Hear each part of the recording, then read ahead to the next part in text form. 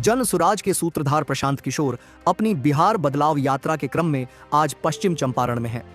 उन्होंने बेतिया के बड़ा रमना ऑडिटोरियम में जन सुराज के मुस्लिम साथियों को बिहार बदलाव इजलास कार्यक्रम के माध्यम से संबोधित किया। कार्यक्रम के बाद मीडिया से बात करते हुए उन्होंने नीतीश सरकार द्वारा आज घोषित की गई औद्योगिक नीति पर तंज भरा हमला किया। प्रशांत किशोर ने कहा कि 20 साल तक मुख्यमंत्री रहने के बाद चुनाव के पहले इस तरह की नीति की घोषणा करना दिखाता है कि आपने कुछ नहीं किया है।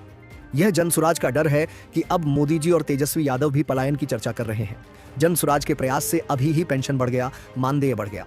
अभी शुरुआत है, आगे देखिए क्या क्या होता है। जनसुराज की व्यवस्था बनी तो छठ के बाद बिहार का कोई युवा 10 से 12 हजार रुपए के रोजगार के लिए बाहर नहीं जाएगा।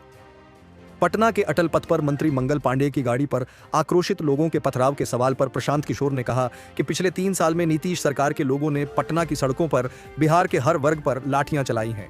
अब जनता की बारी है। आगे जब यह लोग गांवों में जाएंगे तो लोग इन्हें दौड़ाकर मारेंगे।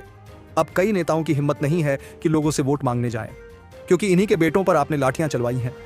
वहीं कैबिनेट बैठक में कथित तौर पर बिहार सरकार के मंत्री अशोक चौधरी और विजय चौधरी के बीच हुए विवाद पर प्रशांत किशोर ने कहा कि इन लोगों के आचार विचार का कोई ठीक नहीं है। इनके बीच सिर्फ लूट की लड़ाई है कि कौन ज्यादा लूटेगा।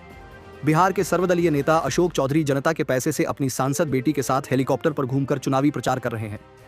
कोई नहीं पूछ रहा है कि जिस योजना का उद्घाटन मुख्यमंत्री कर चुके हैं उसका फिर से उद्घाटन करने ये सरकारी खर्च पर क्यों जा रहे हैं। इन नेताओं का कोई वजूद नहीं है। जनता इन्हें समझ गई है। उन्होंने आगे कहा कि हम 2014 में मोदी को जिताने में भी कंधा लगाए थे। उसके बाद हम बिहार में काम शुरू किए और 1 साल के अंदर ही भाजपा को बिहार में 55 पर समेट दिए। इसलिए आप लोग पीछे मत रहिए। जैसे आप कहते हैं कि देश की आजादी में हमने भी खून पसीना बहाया है, वैसे ही जब यह इतिहास लिखा जाए कि बिहार को बनाने में एक नई लड़ाई लड़ी जा रही थी, तब यह भी लिखा जाए कि आपने भी अपना खून पसीना बहाया था। यह बात न हो कि मुस्लिमों ने जनसुराज का साथ इसलिए दिया कि उन्हें 40 सीटें मिली, बल्कि बात इसलिए हो कि आपने बिहार को बदलने में सहयोग किया। 20 वर्ष मुख्यमंत्री रहने के बाद चुनाव के 20 दिन पहले अगर आप औद्योगिक नीति की घोषणा कर रहे हैं तो ये दिखाता है कि आपने 20 वर्ष कुछ नहीं किया है।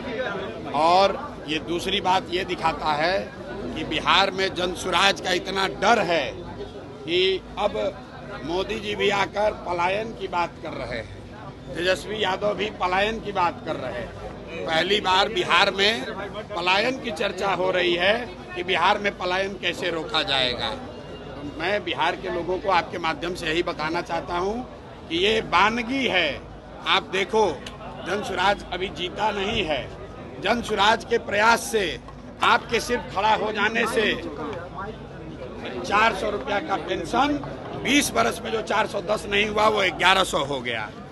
आंगनवाड़ी आशा वर्कर का मानदेय डबल हो गया। रसोईया की सैलरी बढ़ गई। अगर बिहार के लोग खड़े होंगे, लोकतंत्र जिंदा होगा। तो अभी शुरुआत है, आगे आगे देखिए होता है क्या। छठ के बाद बिहार का कोई युवा मजबूरी में 10-12 हजार रुपए के रोजी रोजगार के लिए बिहार छोड़कर बाहर नहीं जाएगा।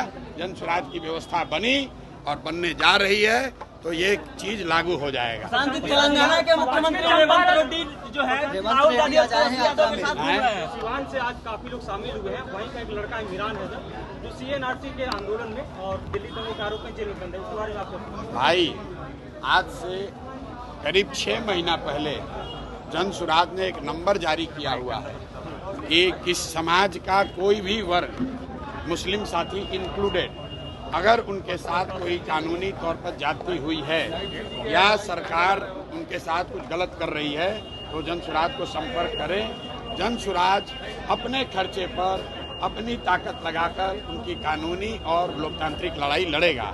अगर जो बच्चे क्या बात कर रहे हैं उनको आप सूचित कर दीजिए, वो जनसुराज से संपर्क करें, हम लोग उसकी लड़ाई लड़ेंगे।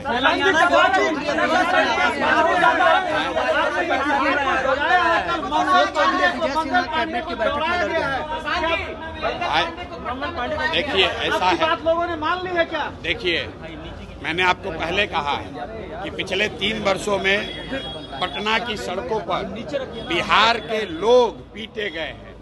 चाहे जो भी गया हो, सरपंच गए, मुखिया गए, अभ्यर्थी गए, टिकटार्थी गए, आंगनवाड़ी सेविका गई, आशा गई, जो गया उसको नेताओं ने, नीतीश कुमार ने लाठी से मरवाया। अब जनता की बारी है, जनता जग गई है। और आप देखिएगा जब ये गांव में लोग आएंगे इनको जनता दौड़ा दौड़ा कर मारेगी। वोट की तो बातें छोड़ दीजिए, इस बार कई नेताओं की हिम्मत नहीं होगी कि वो गांव में वोट मांगने आए। क्यों? क्योंकि आप उन्हीं गांव के बच्चों को तो लाठी से मारे हो। पुलिस वालों ने जूता पहनकर इन्हीं बच्चों के पेट पर लात रखा है। बिहार के लोगों को अब रास्ता मिल गया है। राजद के डर से नीतीश भाजपा और मोदी के डर से लालू का लालटेन जलाने की मजबूरी खत्म हो गई। अब एक नई व्यवस्था बन रही है, जनसुराज की व्यवस्था, जिसमें बिहार के बच्चों के लिए रोजगार है, जिसमें बिहार के बच्चों के लिए शिक्षा है और जिसमें सबसे बढ़कर इस बात की गारंटी है कि बिहार से पलायन साल भर के अंदर बंद। अशोक चौधरी विजय सिन्हा कैबिनेट की बैठक में आपस में लड़ गए हैं। भाई ये लोग, इनका कोई आपस में इनका आचार विचार पूरा सिर्फ लूट का झगड़ा है कि कौन कितना ज्यादा लूट सकता है। आप बताइए, अशोक चौधरी जैसा सर्वदलीय नेता जनता के पैसे से हेलीकॉप्टर से घूमकर अपने बेटी को साथ में लेकर अपना चुनावी प्रचार कर रहे हैं। कोई नहीं पूछ रहा है कि हेलीकॉप्टर का पैसा कौन दे रहा है। जरा अशोक चौधरी से पूछिए कि सरकारी योजना का शिलान्यास उद्घाटन जो पहले से मुख्यमंत्री कर दिए, उसी का फिर से उद्घाटन करने हेलीकॉप्टर से जा रहे हैं। ये नेताओं का कोई वजूद नहीं है। जनता समझ चुकी है, इनका रास्ता खत्म।